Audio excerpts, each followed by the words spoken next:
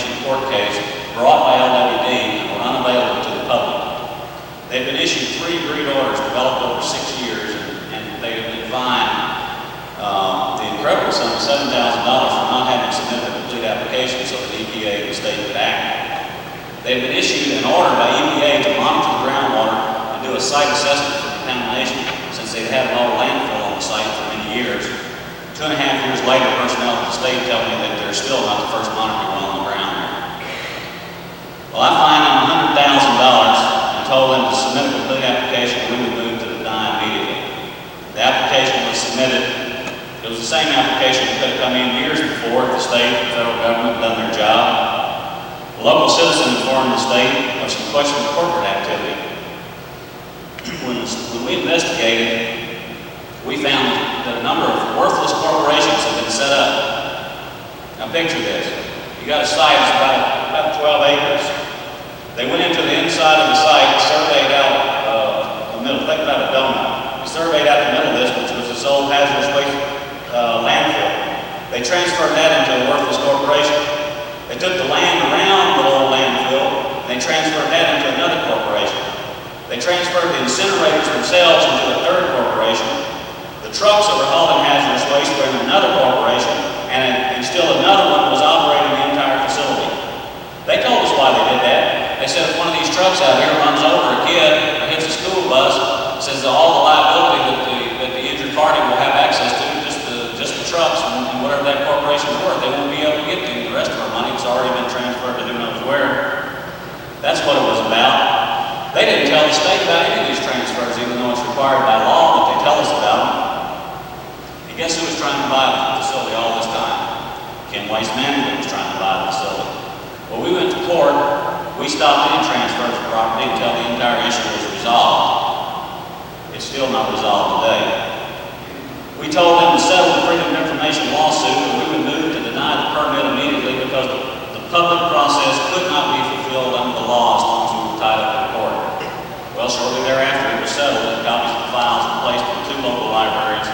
This was the first time the public had had access to any of the information. We finally made the decision to issue an attempt to deny the permit based on their past performance. Now remember, Kim Waste Management wanted to buy this facility. It's interesting during the comment period that the upper management people over me advised Kim Waste and LWD what they needed to submit during the comment period so that the state could shift its past performance review from LWD to Kim Waste. Well, today, those appropriate letters came in, by the way, during the comment period. Today, they're reviewing Kim Waste's past performance. It's been 9 months since that attempt to deny that permit was issued, and nothing's happened. Last November was the federal statutory deadline for issuing incinerator permits to facilities that were under interim status. Still no action. This facility has been operating for 12 years since hazardous waste laws were first passed in this country. And that means, in my opinion, that it's operating with so little oversight and regulation as to be a joke. No one knows, to my knowledge, what is coming out of those stacks. The local community continues to be victimized by bad government not doing its job. Yes, I also issued an intent to deny a hazardous waste landfill permit to Ashland Oil for a landfill that was unlined and leaking arsenic to the groundwater. That's what should have been done. And there were 30 pending applications for landfills. I refuse to sign into existence any more landfills with 1 foot of clay in the bottom of a hole in the ground as a liner. They were nothing but a promise of pollution for our children. The only right thing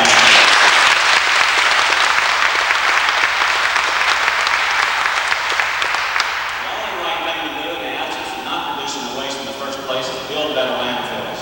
We have to stop living on the backs of our children. Yes, I deny the operating permit for a landfill on the federal Superfund list.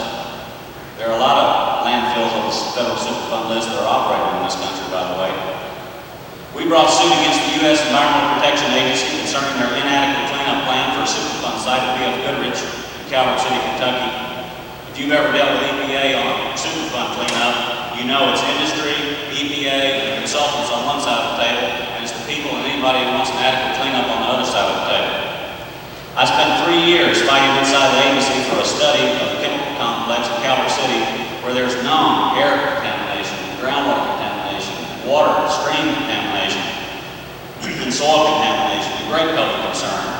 We finally made it happen. I say we because it took the support of professional staff who were protected by the merit system inside the agency, and it took the citizens. Industry and many state officials did not want that study. For obvious reasons, it would show a poor job that they had all done. Well, the list goes on, but I think you get the idea. It is clear beyond any doubt that on our present course, we have polluted, we are polluting, and we will continue to pollute the environment. Look at the Title III right to know information the public is now getting. Look at EPA's interest in setting the minimum levels of pollutants to be left anywhere in the environment. Look at how few toxic chemicals have standards set for them. Look at the use of risk analysis as a way to justify exposing you to cancer-causing chemicals and discharging toxins to the environment. Look at the Ohio River where you cannot eat the contaminated fish. We have to make the reduction and elimination of contaminants the first order of this country's environmental business. The earth cannot be saved if we remain on this deliberate course to pollute it. Listen up, Joe Riley. People want the waste stream reduced. We do not want any more sacrifice zones set aside in this country so some industry can externalize its cost of production by contaminating the earth and its people.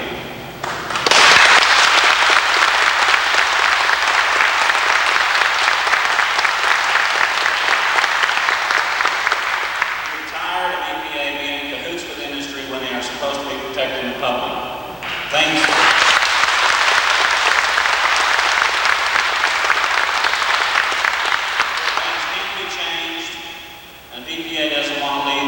follow the people who lead. There are so many things we could do if our officials had the guts and were willing to buck the disposal industry. We could train people in the military and the reservists to clean up these incredible messes made on government installations. This would give us more trained people to clean up private sites after they're discharged. Right now, everybody with a dump truck and a backhoe and a pH meter thinks they're a hazardous waste cleanup company. We could reprioritize the university research money from the Star Wars to a waste war.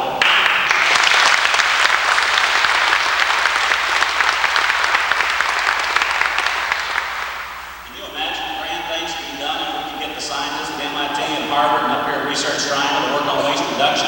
Yes. The Office of Technology Assessment says we can reduce hazardous waste production by 50% over the next 5 years with on-the-shelf technology. Well, just think of the reduction possibilities if we put our best minds to it. The philosophical principles of caring for the earth embody all those things we value: life, health, community, the natural world, our children. These principles are common sense to most people. Don't destroy what you cannot replace. We're wiping out entire species of plants and animals every day on this earth. We're tearing apart communities and destroying our family farm structure. Don't produce what you cannot responsibly manage. We produce and consume more worthless doodads in this society than anywhere in the world. There should not be even one person exposed to a risk of cancer so we can have a cap to stick on the window of our car or any other doodad that's devoid of even a trace of redeeming social value. Don't do things today that diminish the opportunity of future generations to live at least as well as we do. Our live it up, use it up, throw it away lifestyle is a crime against our children. Sustained environmental protection will come only with a fundamental transformation of the power structure and a reorientation of government back to a structure that serves the interests of the citizens. We the people must chart a course that achieves both economic and environmental well-being and justice. We must come to be informed and participate in the decision-making process. We must demand that government be responsive to our needs and accountable for fulfilling its obligations to us. If you forget or dismiss everything I've said today, believe this one point: you are not in control of your government, and you are not being protected by your government.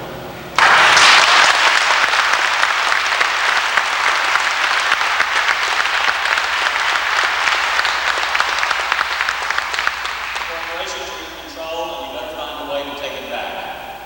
We're finally realizing that the corporations can tyrannize the people just as governments have. When it comes to the environment, we're living way beyond our understanding.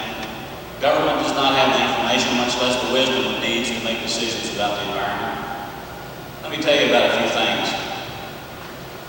There are not enough inspections of these facilities. A typical hazardous waste generator might be inspected only once a year, and that's on Monday through Friday from 8 to 5. I've been in facilities with inspectors. They walk to the site where the barrels were, that the industry told them where they were, and they take a look at them. I look out the back door and I said, what's that Quonset hut out the back? Have you ever been out there? No, we go out there, what it is? It's locked. Tell them to unlock it. What's inside? It's full of barrels leaking with hazardous waste. Oh, well, we forgot to tell you about those. It's typical. It's everywhere. There's not enough split sampling. We depend on self-monitoring. Government's not in there splitting samples and running independent tests on them to see what's in it. There's not enough construction oversight.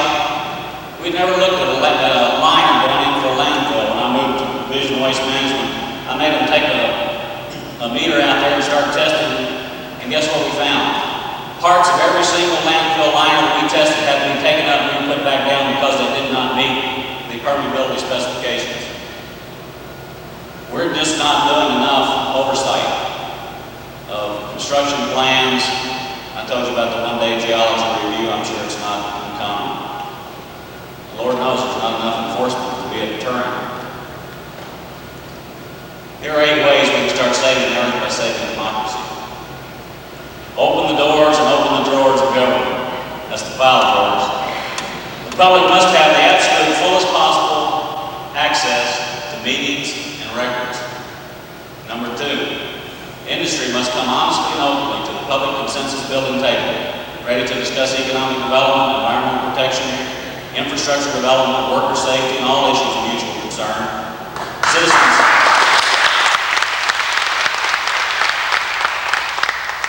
Citizens should no longer allow industry with their lawyers and their lobbyists to run roughshod over their communities and their rights. Item number 3. We must come to realize that the freedom we enjoy in a democratic society is only sustained through responsible action by its citizens. Responsibility demands we become a full payment society and pay the full cost for how we live. Item number 4. Those in government who insist on making decisions on behalf of the moneyed interest at the expense of the public must be replaced.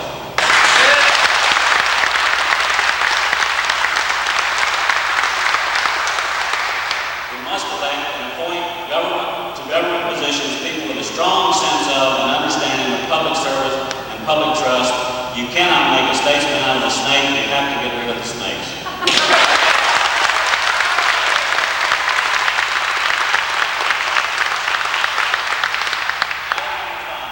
Government must learn to proactively involve citizens in the decision-making process. This means the day government knows that a factory or development is proposed to be located in a community, the community should also know. Then government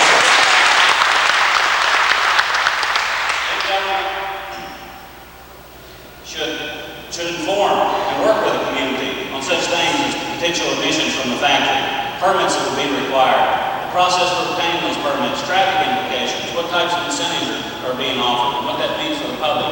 Communities must retain their right to control their own destiny. Item number 6. Since so many environmental decisions are both technical and value judgments, we must educate ourselves about the technical issues and become active based upon that knowledge and our values. We must recognize that engineers, scientists, and technocrats are no more qualified to make value judgments than anyone else in society.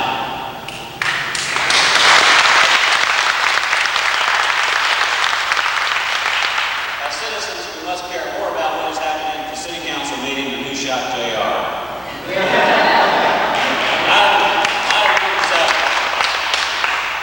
We must dramatically reform and restructure the process of campaign financing. Campaign financing has reached a level of what has been called political obscenity. You know, Jesse Helms is worried about obscenity. Well, I'll tell you what, there's not a more obscene show on this earth than finance campaign, the way campaigns are financed.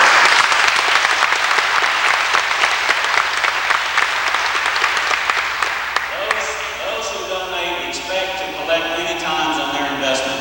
Campaign contributions must cease being a way of buying access to and influence over government officials.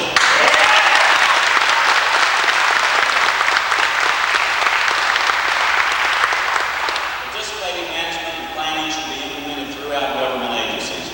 If government agencies want to make democracy work, they must understand it and practice it. Our current autocratic function of government is going to have to change. Freedom, democracy, justice, fairness, the right to chart our own course and control our own destiny, that's the irrepressible substance of our character and our spirit. Whatever your issue, part of your fight is and must be for democracy. The profound privilege and the unrelenting responsibility of democracy is eternal participation. A clean and healthy environment is essential and will require eternal vigilance. The environment, it's where we live.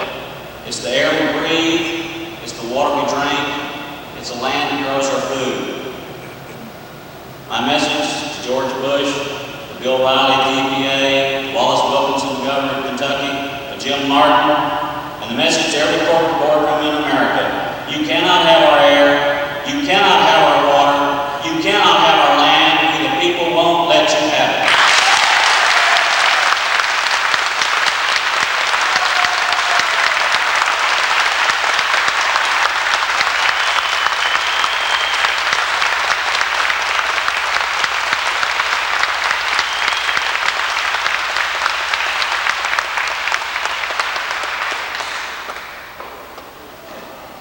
I do want to apologize for getting off for a little while, Don, and I guess I missed the part. Who did shoot J.L.? Before I turn the microphone over to Lynn Moore, one of the things that Don said that struck me and came up also at the television interview a few minutes ago, which is the term Dixie dumping ground. For those of you who are not aware of it, over 2/3 of the nation's hazardous waste is being dumped in the southeast. Now, the resources in this part of the country are really the future of America. The southwest now is viewed as a fashionable area, but they're running out of water. You're going to see that our children, our children's children, are going to be more and more dependent on the southeastern part of America for the continued growth and quality of life development that we as Americans have continued to build on. And so this really is the future of America. In North Carolina, I think you all have seen this happening in the past 10, 20, 30 years. You are the future of America. States like Nebraska that have tremendous groundwater resources and grow food that feeds the world.